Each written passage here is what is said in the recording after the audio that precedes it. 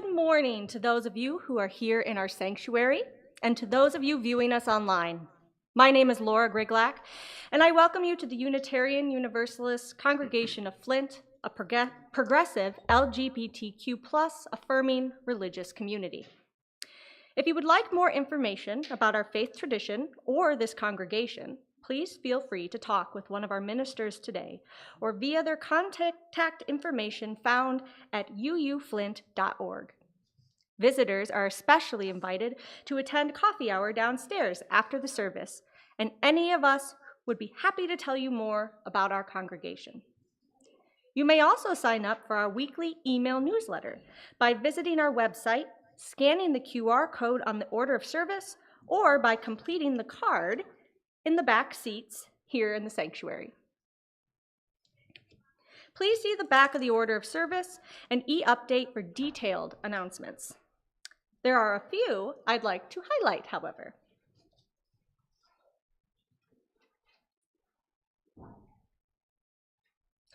Our winter congressional meeting will be held today immediately following the service.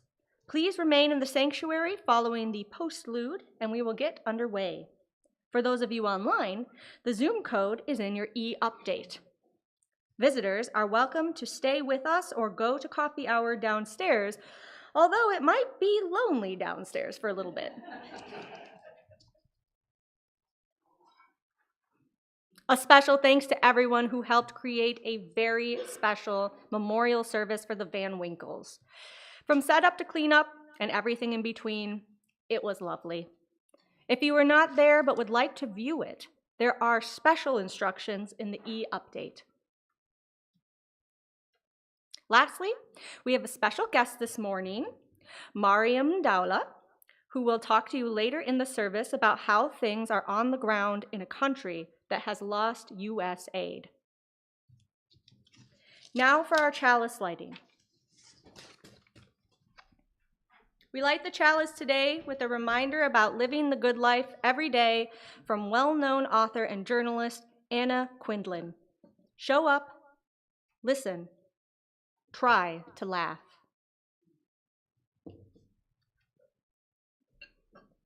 Now, please join me in the reciting of our covenant.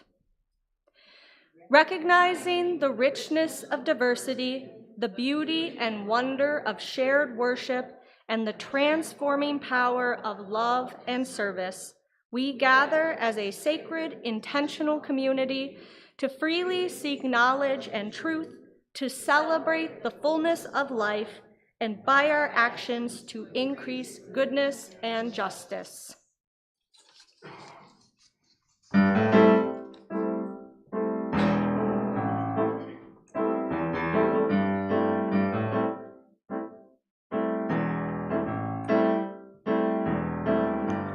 Get up, stand up for your right. Get up, stand up for your right. Get up, stand up, don't give up the fight. Get up, stand up, don't give up the fight. Preacher man, don't tell me the heaven is under the earth. I know that you don't know what life is really worth. It's not all that glitters is gold. Half the story has never been told. So now you see the light. Got to stand up for your right. Get up, stand up for your right. Get up, stand up, don't give up the fight. Get up, stand up for your right. Get up, stand up, don't give up the fight. Most people think that great God will come down from the sky, take away everything and make everybody feel high. But if you know what life is worth, you look for yours on earth. So now you see the light. You got to stand up for your right. Get up, stand up, stand up for your right. Get up, stand up, don't give up the fight. Get up, stand up for your right. Get up, stand up, don't give up the fight. Get up, stand up for your right. Get up, stand up, don't give up the fight.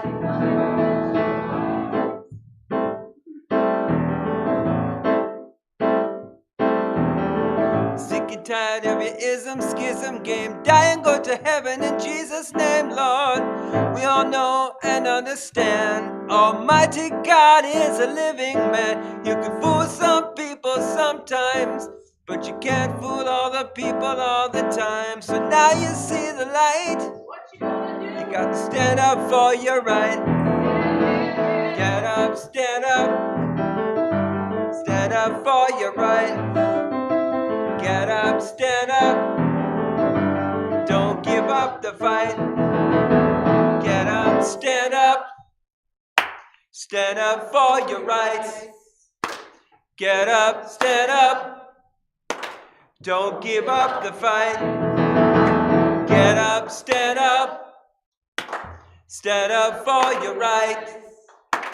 Get up, stand up, don't give up the fight. Thank you for that, Dan. Now going to read our opening words. This comes from The Low Road by Marge Percy. What can they do to you? Whatever they want. They can set you up. They can bust you. They can break your fingers. They can blur you with drugs till you can't walk, can't remember. They can take your child. They can do anything you can't stop them from doing. How can you stop them? Alone, you can fight. You can refuse. You can take what revenge you can, but they will roll over you. But two people fighting back to back can cut through the mob, can break a cordon. An army can meet an army. Two people can keep each other sane, can give support, conviction, love, hope. Three people are a delegation, a committee, a wedge. With four, you can play bridge and start an organization. With six, you can rent a whole house, eat pie for dinner with no seconds, and hold a fundraising party. A dozen make a demonstration. 100 fill a hall. 1,000 have solidarity and your own newsletter. 10,000 power and your own paper. 100,000 your own media. 10 million your own country. It goes on one at a time. It starts when you care to act. It starts when you do it again and they say no. It starts when you say we and know who you mean. And each day you mean one more.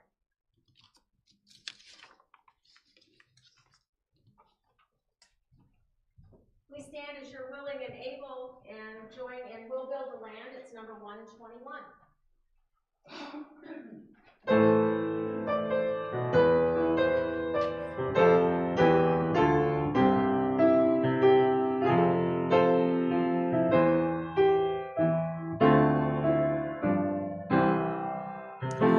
We'll build the land where we bind up the broken. We'll build the land where the captives go free, where the oil of gladness dissolves all mourning. Oh, we'll build a promised land that can be. Come build a land where sisters and brothers anoint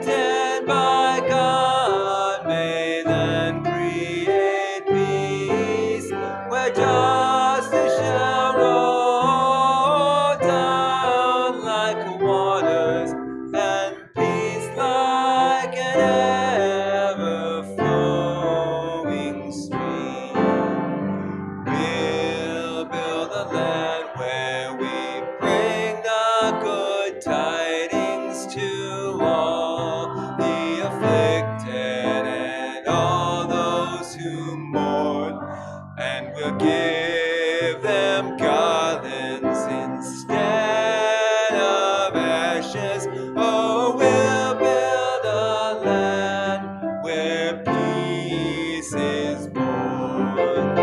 Come build a land where sisters and brothers, anointed by God, may then create peace, where justice shall roll down like the waters, and peace like an ever-flowing stream.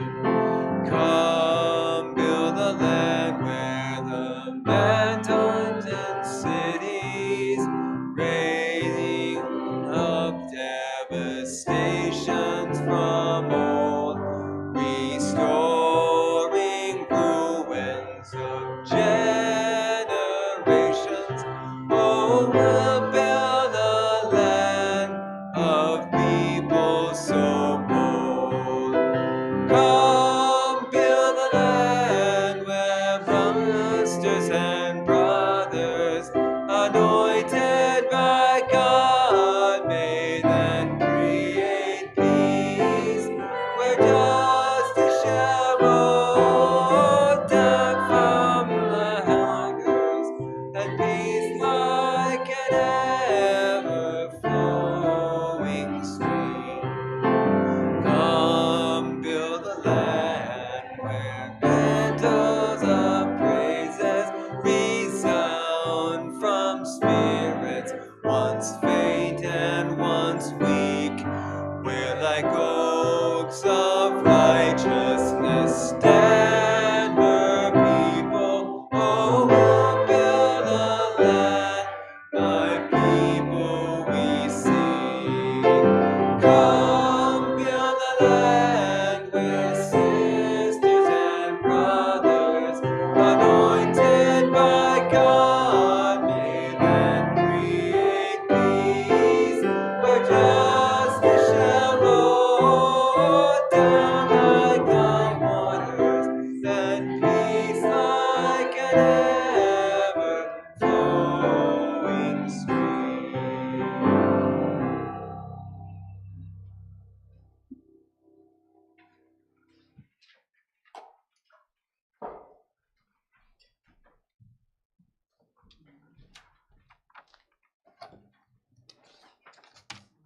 Good morning. Good morning. Thank you for coming out on a day such as today. For those of you that don't know, you may have noticed that there's a person missing from that pew over there. Jerry is home today. He just had knee replacement surgery. I want to report that he is doing very well, and he's a pretty good patient. Pretty good. During our musical meditation today, of course, you may feel free to light candles of joy or concern up front or in the back, and you can also write in the books in the rear for publication in our weekly newsletter. Our meditation this morning is from 1996 Nobel Prize-winning Polish poet and essayist Wisława Szymborska.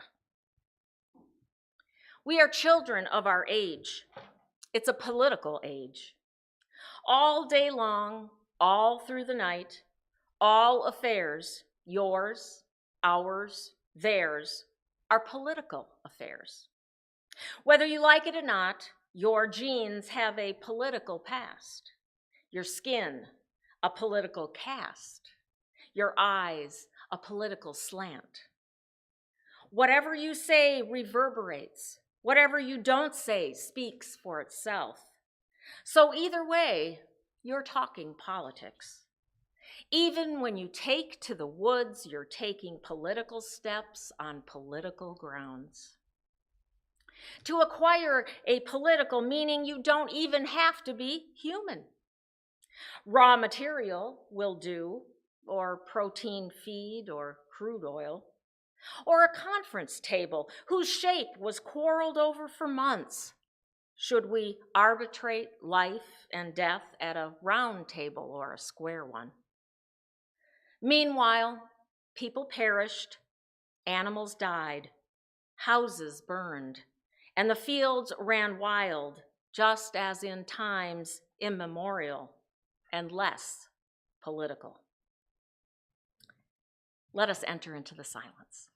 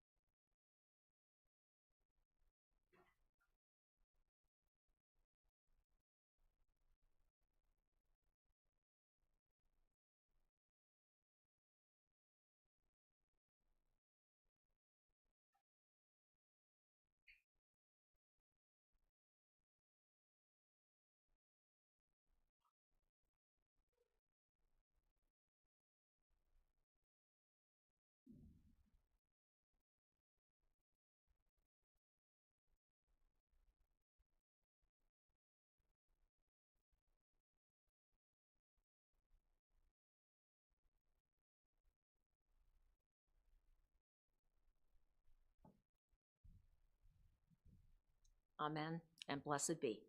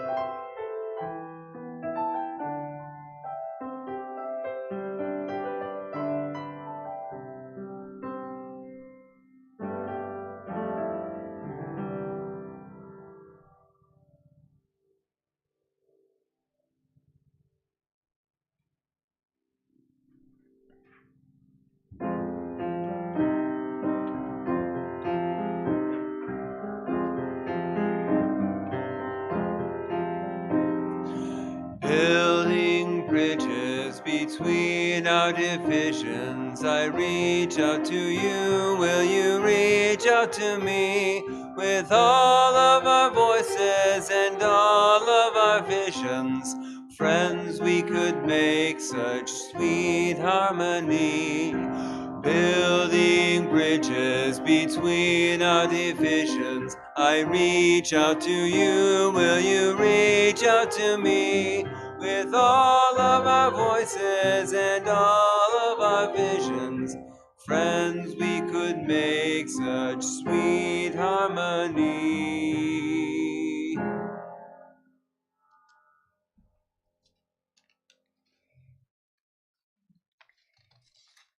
To begin today, I'd like to offer some important words from Eleanor Roosevelt.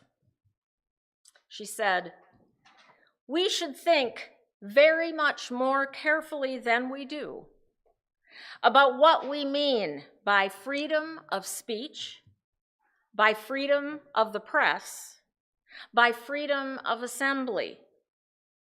A tendency exists among certain groups in our country today to consider that these are rights only for people who think as they do. For no reason whatsoever should we allow ourselves to be dominated by fear so that we curtail civil liberties. Never before was it so important that every individual should carry his share of responsibility and see that we live up to the Constitution and preserve every one of those precious liberties which leave us free as individuals." These words from a speech by First Lady Eleanor Roosevelt are just as relevant now as they were in 1940. Today, she is remembered as one of the greatest humanitarians, and I hope she might provide some inspiration for us to keep fighting the good fight correctly with love. Now, some of you may know that Eleanor was born into an elite New York political family. She was the niece of Theodore Roosevelt and married her fifth cousin and Teddy's distant cousin, Franklin Delano Roosevelt. And as was expected of a woman of her time, after marrying, she focused on home life and raising her 6 children, as her husband pursued a political career. But it was toward the end of World War I when an already concerned and caring Eleanor turned into the activist that we identify with her today. FDR had become Assistant Secretary of the Navy. And one day, Eleanor decided to visit the Washington, D.C. Psychiatric Hospital. This was where Marines and sailors were admitted when they were identified as what was then called shell-shocked. What Eleanor saw there horrified her. The men were getting little to no care for their physical or mental well-being. What Eleanor witnessed changed her attitude completely. Previously, although she always felt compassion for those who were less fortunate, she simply would go on with her life and accepted the dismal conditions of others as just the way things were. But seeing those soldiers triggered a fierce desire in her to do something. She felt a deep connection to the men as equal human beings, and that, she said, made her and every other person in the world responsible for making sure that their lives improved. Now, I believe that she would be appalled at the current administration's attitude of America first. Her philosophy was based on her complete faith that something good could always be done, and in doing it, all of humanity would benefit. In fact, she lived by the motto, quote, "What one has to do usually can be done," And Eleanor spent the rest of her life doing what had to be done. Her trust in that motto helped her work to keep her husband in politics even after he developed polio, and eventually helped him to become president. But Eleanor never again sat on the sidelines. She worked for political organizations, trade unions, and women's empowerment agencies. And that was only the beginning. Once she became First Lady, she took advantage of that status and traveled the country and the world, determined to help others understand that as connected human beings, we all benefited from achieving dignity and our full potential. Well, her philosophy inspired me to suggest a counter movement to MAGA, or Make America Great Again. I suggest MACA, Make America Connected Again. That's the hat I made, or a picture of a hat I made. I believe that the only way we can stop the daily isolating actions of our government is for more people to see our interconnectedness. The more caring and compassionate people we can encourage, the better. Now, we all know here that what affects some of us affects all of us. But much of what has transpired in the last year has been a disconnection from our allies, from poor countries, and from human rights and norms. It has made many of us rather emotional.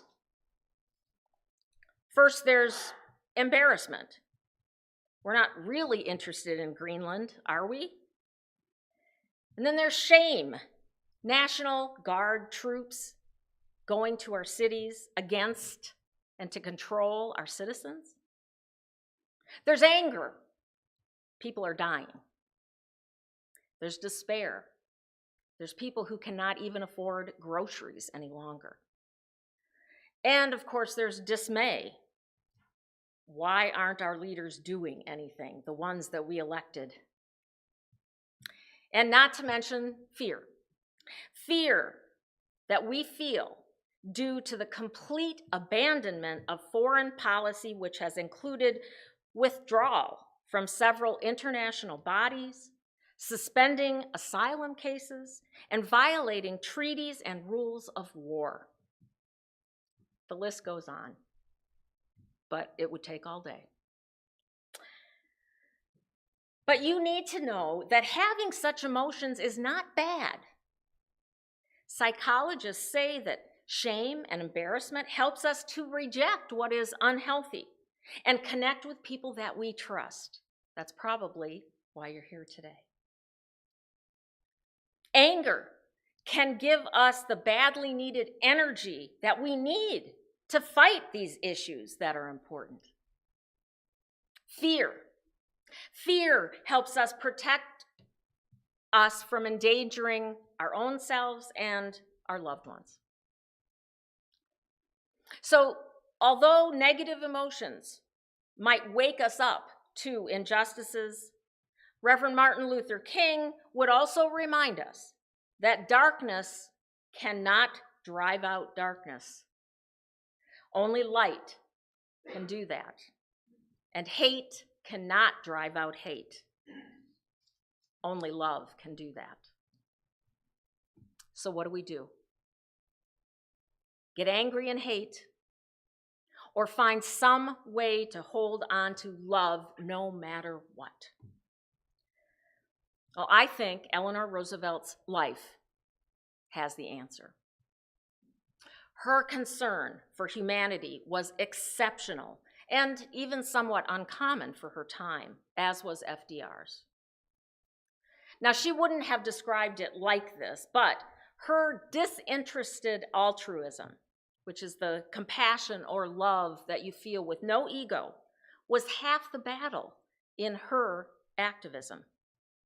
Now, it hadn't been researched back then, but we know now that positive thoughts impact our brains by lifting our spirits, lowering our stress hormones, increasing our focus, and giving us a better sense of well-being. And all of those things help us better fight the good fight in the right way. Like King, her goal was to stop violence before it starts by giving people what they deserve by virtue of just being human beings. That giving is only possible through a sense of compassion and connectedness. Of course, just a do-nothing compassion won't solve our current problems. While the circumstances are quite different, perhaps I think we could learn something when the nation was in another state of urgent need, and that was in the Great Depression during Eleanor Roosevelt's time. So in 1932, FDR had just become president, and he gave his famous inaugural address about fear. I'm sure we all learned about that when we were in school. But First Lady Eleanor had also encouraged him to adopt an attitude of concern with responsibility. That was her phrase, concern with responsibility. In his address, he told the country that they needed to honestly recognize the enormous problems that the entire country faced, but not only recognize, but they also must take their fair share of the responsibility in fixing them. Just a year later, the unemployment rate in our country was 25%. This was the time when the work of the First Lady truly shaped the remainder of her life. Demonstrating love and personal responsibility, she became an activist of epic proportions to bring courage and hope to the people of the world. Eleanor became the president's eyes and ears. Between 1934 and 1940, she visited more than 150 U.S. cities and a number of countries. Most importantly, she visited cities that were hit especially hard in the Depression, including places like Youngstown and Flint. In addition to advocating for her husband's New Deal projects, she publicly supported women's rights, civil rights, education for all, health care, and workers' welfare. She made numerous radio appearances, held press conferences, and wrote a newspaper column called My Day. That column she wrote until her death in 1962.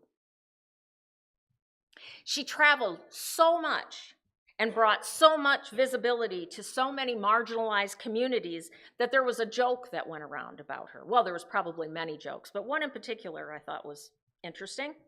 So 2 Eskimos were hunting seals, and just as they were, and I don't even know, this was from an old book, so we probably would call them Inuit, I guess, or something. They were hunting seals, and just as they were getting ready to harpoon one, they heard this swishing noise up above, and it distracted them, and they missed their quarry.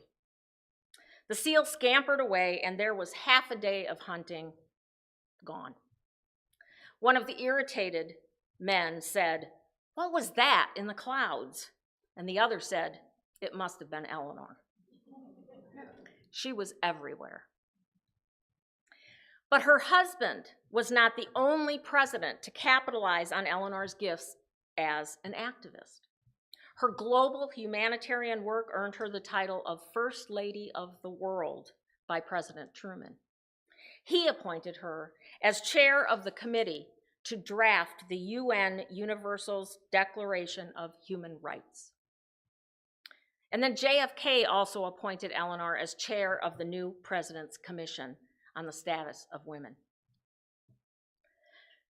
Now, reportedly, a majority of Americans do not feel our country is being made great these days. That's what the polls say. There is concern about a disturbing domestic and foreign policy. But the only reaction that we're seeing is the hand-wringing of those in power. The kind of concerned responsibility that Eleanor Roosevelt advocated for would have been leaders actively addressing these bad and even illegal policies. Currently, there's a whole lot of finger-pointing and not much responsibility taking. One world leader, as you probably heard just this past week, did text our president and said, "I do not understand what you're doing." In an untruthful, rambling speech in Switzerland on Wednesday, our president complained that he has sometimes been called a dictator, but sometimes you need a dictator. I think we would agree that that's the last thing we need. Americans and world leaders expressed disbelief about the changes and the policies and practices in the United States, yet they do little more than shrug their shoulders. As Eleanor Roosevelt pointed out 86 years ago, rights are not only for those who agree with those in power, and we cannot allow ourselves to be dominated by fear. Now, I realize the real climate of fear the current administration has created. It's there. It is not only tiring, but it is difficult to stay optimistic. Harder still is it to act concerned with responsibility. Yet Eleanor, I think, would tell us what one has to do is usually something that can be done. As the ACLU puts it, only mass organization disrupts abuses of power and builds collective power. So a lot of us have done, as Bob Marley asked, stand up for our rights. We've done that at events like the No Kings demonstrations. And the numbers do mean something. And we need to keep showing up and standing up for our rights. But it's also important you should know your legal rights when you do things like demonstrations. You can do that by checking out aclu.org. They'll tell you exactly what's legal and what's not legal, not that sometimes that matters. You can display yard signs that express the values of freedom, democracy, and equality. If nothing else, it makes people think. Call and write Congress. It makes a difference. And then when you do it, ask others that you know to do it as well. Tell your local leaders to protect your freedom in case we too have National Guard troops come into our city. Volunteer with reputable organizations who resist abuses of power. Now, each of these things alone may seem like a drop in the ocean, but when each of us takes some responsibility for making change bit by bit, humanity benefits. There is a domino effect that will eventually spread the world over. I do believe that. When Eleanor Roosevelt began her activism, she influenced a worldwide shift toward foreign humanitarianism by individuals and by our government. In 1961, President Kennedy established USAID, or the United States Agency for International Development. Now, although Eleanor didn't have a direct role in the creation of that agency, her work connecting human rights to economic and social stability laid the groundwork for it. The mission of USAID was to partner to end extreme poverty and promote resilient democratic societies while advancing our security and prosperity. They did this through protecting human rights, improving global health, advancing food security, improving environmental sustainability, furthering education, and helping societies prevent and recover from conflicts and providing humanitarian support after disasters. No longer. Most of USAID has been canceled. It was one of the first things our new president did last January. It may not have affected you directly, but these cuts have reportedly caused at least 760,000 deaths to date, especially in developing countries. Furthermore, as the biggest contributor to many countries in food and healthcare aid, without the U.S. funds, much more pressure will be placed on other international agencies such as the UN, which also is being threatened, and individual countries who have always looked at the U.S. as an example of leadership. Without that example, additional catastrophic events are to be expected. One example of such an event might be an entire disease response system collapse. Now, although I doubt that the deaths of Africans from malaria and AIDS was an intended consequence of our canceling of aid, it is happening. A cut in the supply chain of crucial anti-malarial and antiviral drugs, and even something as simple as not getting condoms, has caused untold hardship and death in a country like Uganda, where such things are too expensive to purchase by LGBTQ agencies that have been deemed illegal by their government. It is in this case where things got personal for me. In 2023, just after Jay Malucha, who is our unofficially adopted son, who some of you may remember spoke here, right after he was here to raise money for his LGBTQ NGO, an anti-homosexuality law was passed in Uganda. Depending on the offense, whether giving medical aid, housing, or employment, or caught with another person in a sexual act, a person could get jail time up to 10 years or sentenced to death. Life immediately became even more difficult for the LGBT community in a country that was already homophobic. With no work, no medicine, and no shelter, vigilante citizens feeling like they had the right to beat or even kill those suspected of being part of the community, the NGOs were overwhelmed with the number of people needing help. And then, once we had a new anti-trans president, and he dismantled USAID a year ago, the LGBTQ NGOs are left with no funds to purchase badly needed supplies. Decisions like who will get HIV drugs and who will not are decisions that people have to make daily. In a bit, you're going to hear firsthand what it's like to work in such an agency. For people like us, Uganda can seem like a world away, and it essentially is. And you could go home today and eat your lunch and read the news and walk the dog and forget about anything you heard today. But I hope that you care to act.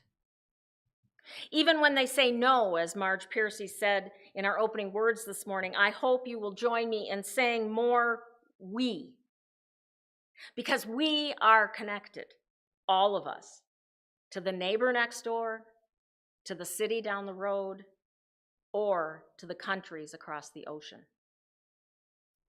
Our leaders may act irresponsibly, but it is up to each individual to decide to demonstrate the kind of concern and responsibility to humanity that Eleanor did. As she taught us and encouraged, our faiths are inexplicably interconnected. Each and every small act of good reverberates the world over. The alternative is believing that this is just the way it is. But I think you know better.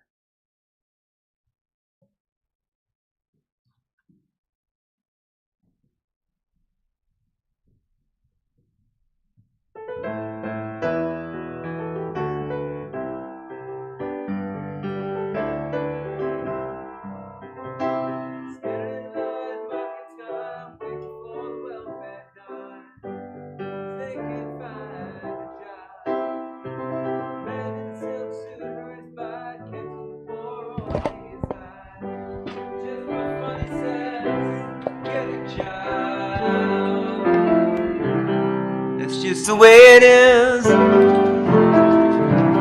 Some things will never change. That's just the way it is.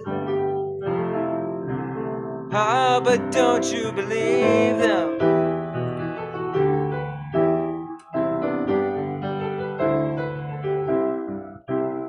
I said, hey little boy, you can't go where the others go, 'cause you don't look like they do. I said, hey old man, how can you stand to think that way?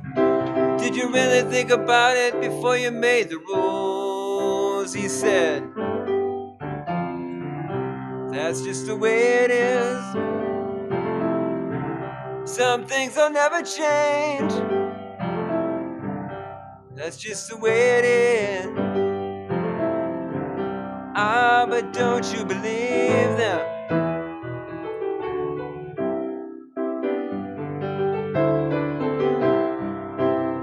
Well, they passed a law in 64 to give those who ain't got a little more. But it only goes so far, 'cause the law don't change another's mind when all they see is at the hiring line is the line on the color bar.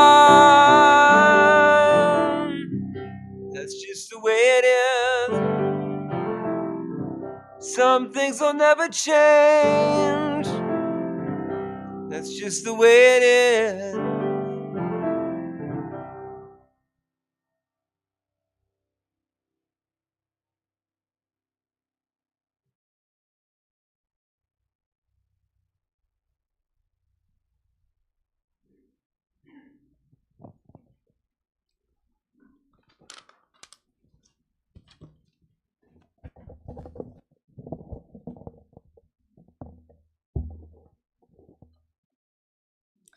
So Mariam is here with us today from Kampala, Uganda.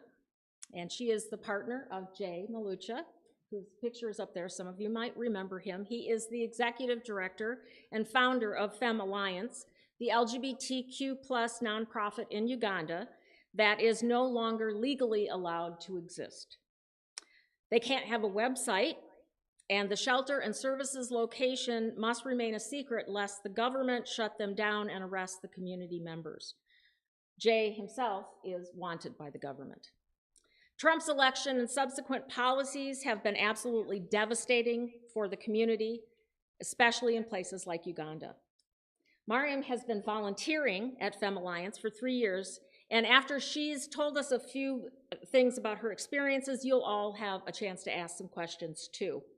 And if you would like more detailed information about how you can help, there'll be flyers at the back table as you leave, and I encourage you to take them. And I welcome my daughter-in-law, Mariam. Thank you.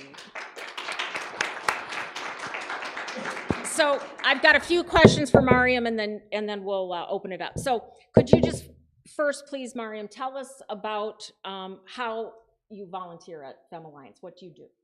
Well, Close to your mouth so they can hear. okay.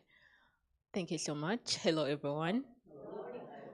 I am Daula Mariam, and I have been volunteering and working with Femme Alliance since 2023. And basically, what I do is I offer some guidance and counseling. I do community support and coordination and deal with mostly people that are chased from their homes, people that are HIV positive, LGBT persons that have been rejected by society, their families that are dealing with fleeing from their houses, from different places. So that's what I basically do. Thank you. And what kind of services does Femme Alliance provide? We have a drop-in center that acts as a clinic, and we offer HIV medication to HIV positive people, ARVs. Then we offer HIV testing and screening, and we do SRHR, that is sexual reproductive rights. We offer PEP and PrEP for those people that are not HIV positive, and our clinic offers some medication. Then we do empowerment services. We teach some of the community members how to sew, how to bake, how to make candles, liquid soap, and other activities. Now, since USAID was cut last January, are there services that you're no longer able to provide? Yes, basically the drop-in center.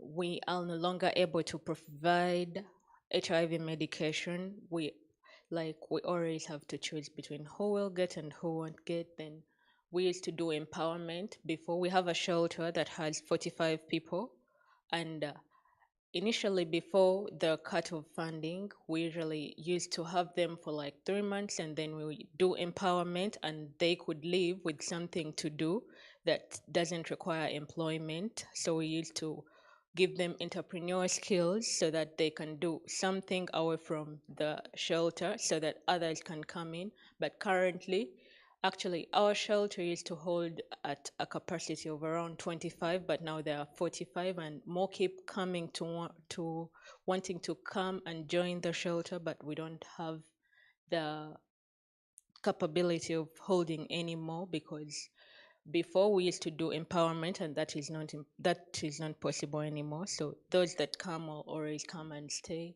We no longer have we are no longer able to help out. Before we used to do referrals, but we are no longer able to help out because the partners we had before,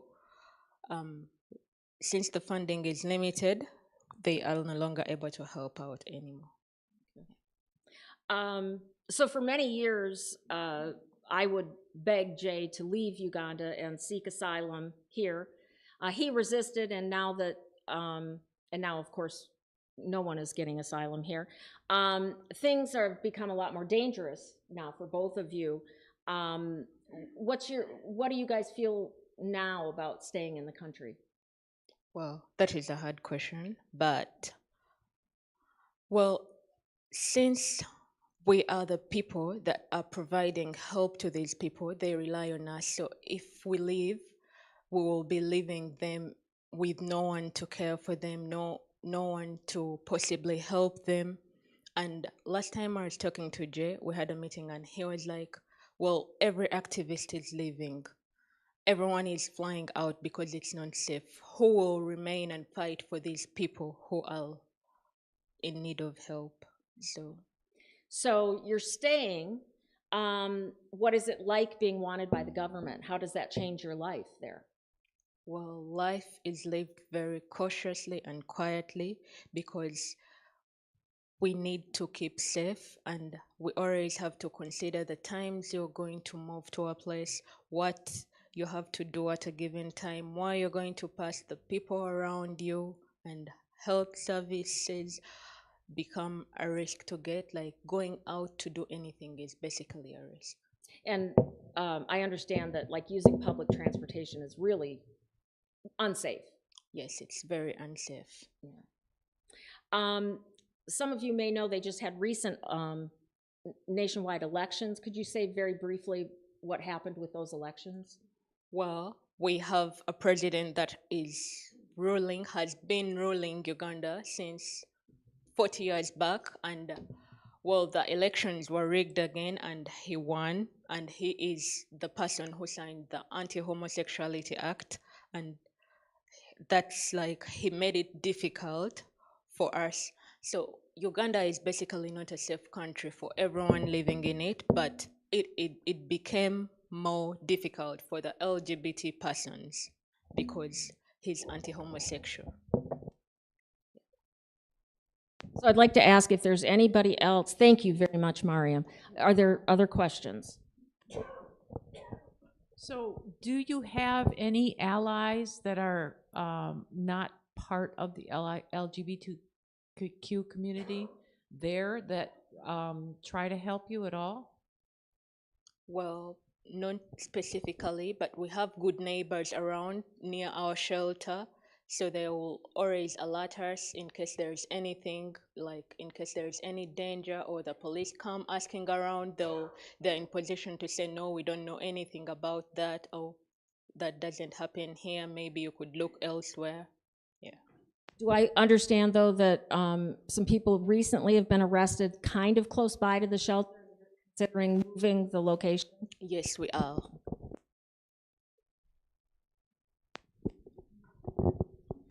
When the government has determined that you're homosexual, do you live with that title forever? So you are unemployable? Like, if you've been determined that you are unemployable because you are homosexual, is there any way to fight that? Or are you just stuck with, like, the Jewish had the stars? Are you just living with this title forever? So you just cannot do anything? Yes, and once the government finds that out, well, it's bad news for that person because you won't be left alone. You'll be arrested. You're not left to go free at all. And Jay is internationally known. He's gone to the UN. He's spoken at international conferences. He's on some boards. And he was arrested, how long ago was it, Mariam? A couple months, two, Yes, 3 it months? was. And we were able to raise some money, and luckily, I mean, it's unbelievable that they let him go, but we were able, with her help, we were able to bribe the police, and they released him. But not before they beat him very badly. He is still getting physical therapy for his injuries. I wanted to say thank you so much, because I remember when Jay was here and you're thinking, stay, stay. You so wanted them to stay, but we realized back then that the reason for going back was you and the fact that who would help my people. Yeah. And that is so noble. Thank you. Bless you for all you do. And I hope we all think of how we can help. Thank you so much. Thank you.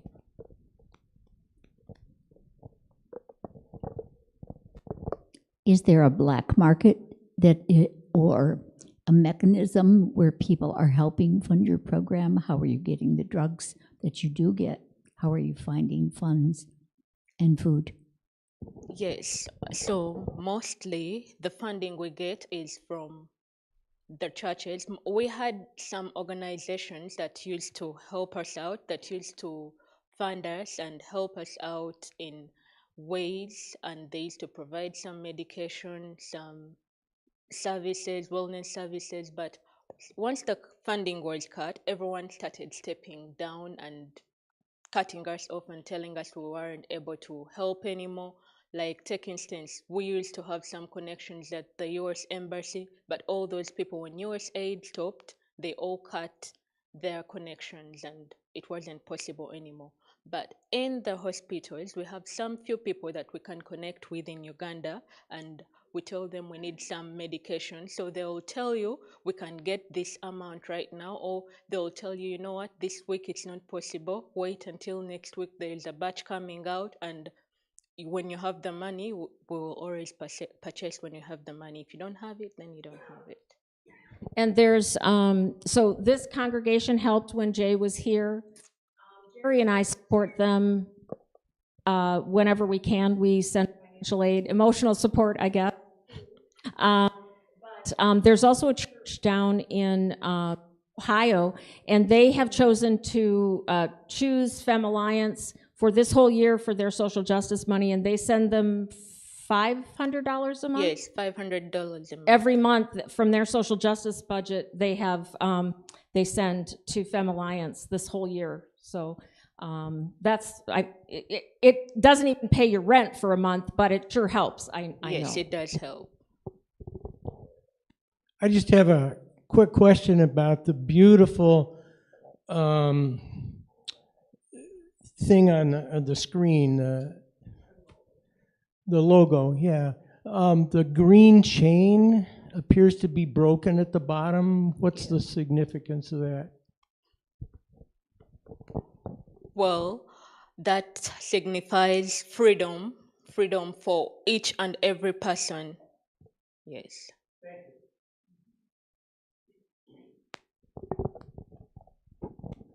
What are the preferences, or what are the best ways, most direct ways, or easiest ways for someone here in Flint to help with what you're doing?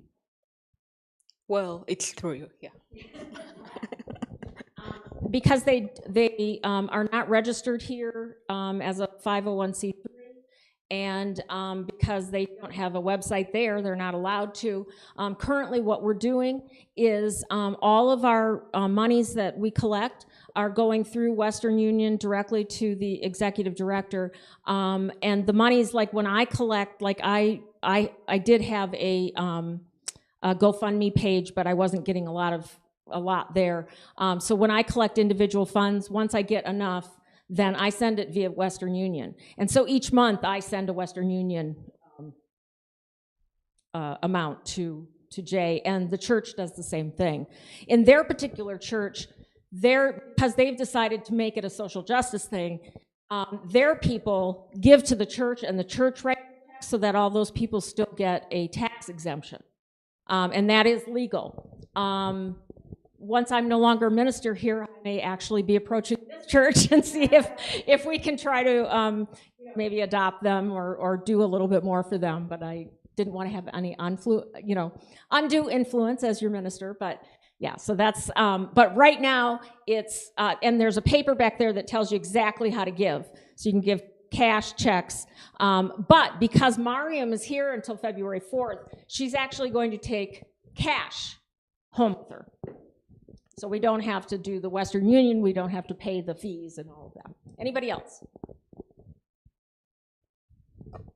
Thank you very much for being here. I know that it was not great weather, but I'm so glad that so many people showed up. Mariam is going to stay. She will be here right after the service and then after the congregational meeting. So I do hope that you will take advantage of speaking to her. She is one of the loveliest people I know, and I'm sure she'd be glad to answer any other questions that you have. So thank you very much. Thank you too.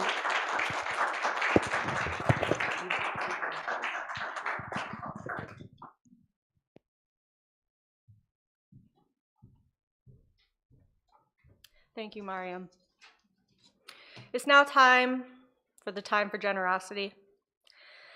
Sometimes we may feel like Marge Percy described in a poem, doomed as a caterpillar who subsists on the leaf of a single plant, and that rare and threatened. It may especially seem like that when you look at your bank account. But she asks us to remember that we are so intertangled that together we make the whole greater than the sum of our hearts.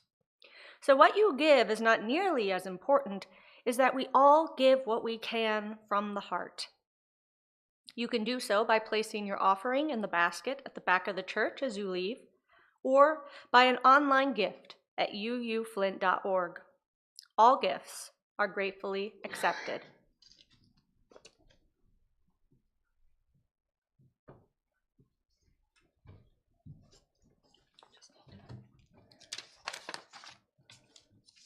Our closing words are also from Marge Percy. But the discipline of blessings is to taste each moment. There you go. To taste each moment, the bitter, the sour, the sweet, and the salty, and be glad for what does not hurt. What we want to change, we curse, but then we pick up a tool. Bless whatever you can with eyes and hands and tongue. But if you can't bless it, get ready to make it new. And please join me in our extinguishing of our chalice words. We extinguish this flame, but not the light of truth, the warmth of community, or the fire of commitment. These we carry in our hearts until we are together again.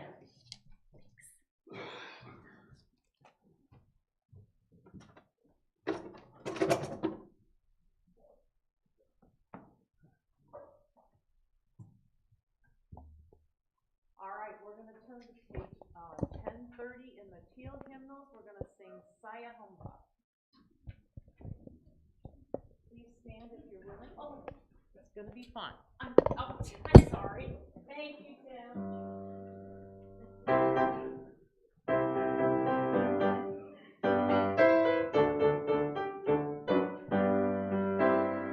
Sia hamba kukene kwen, sia hamba kukene.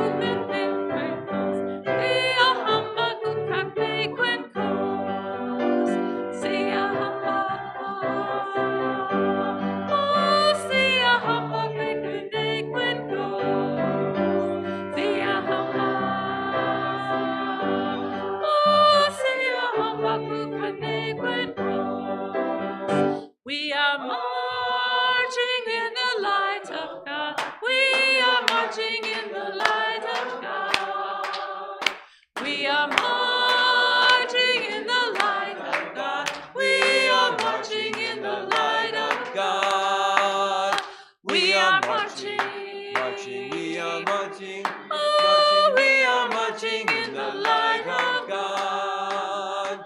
We are marching, marching, we are marching, we are marching in the light of God. Siya hamba ku ganyan kwento, siya hamba ku ganyan kwento, siya hamba ku ganyan kwento, siya hamba ku ganyan kwento, siya hamba, hamba, siya hamba, siya hamba ki ganyan kwento, siya hamba, hamba, siya hamba, hamba, siya hamba ku ganyan kwento. Very good. You guys did great. Thank you.